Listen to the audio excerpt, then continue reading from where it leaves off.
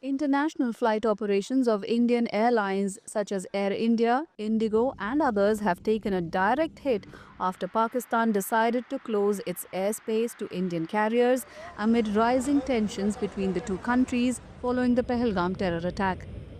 Flights bound for North America, the UK, Europe, and the Middle East from North Indian cities will now take longer alternate routes over the Arabian Sea, resulting in extended flight durations of up to 2.5 hours. So it's a longer flight, and when the longer flight happens, the fuel is more consumed, and when the consumption of fuel happens, that the flight cost goes up, and it's actually given to the customer. So the customer starts getting affected with the travel. The closure of Pakistani airspace for Indian aircraft adds significant costs, such as more fuel and crew working hours. According to aviation experts, this is likely to impact passengers as airfares are likely to rise by 8 to 12% in the short term.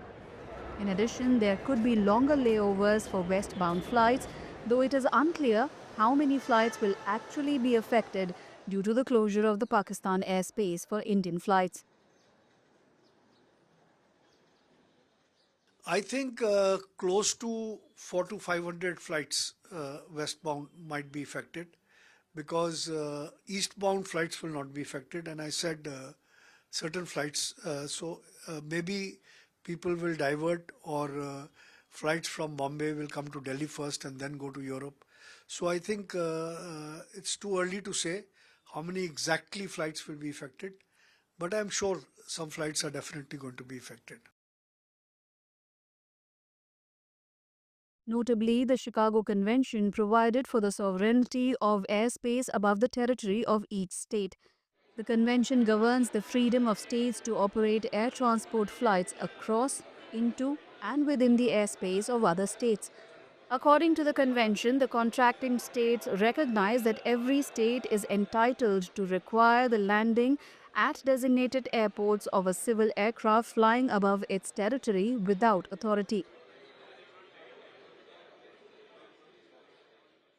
It is a problem, but it has to be dealt with in a more innovative way, so that the other side also feels that whatever measures they have taken, which is against the conventions, the Chicago Convention, wherein it is very clearly written in the Article 9, that the airspace above a nation is their sovereign territory, but they cannot discriminate between the airlines. If they want to close an airspace, they can close an airspace because of emergency or any eventuality, but they cannot single out one particular registration or airlines or country. So that is kind of a discriminatory thing, which the UN must look into. As the global landscape becomes more complex, this move adds yet another layer of strain on the Indian aviation sector, and passengers are likely to feel the pinch sooner rather than later.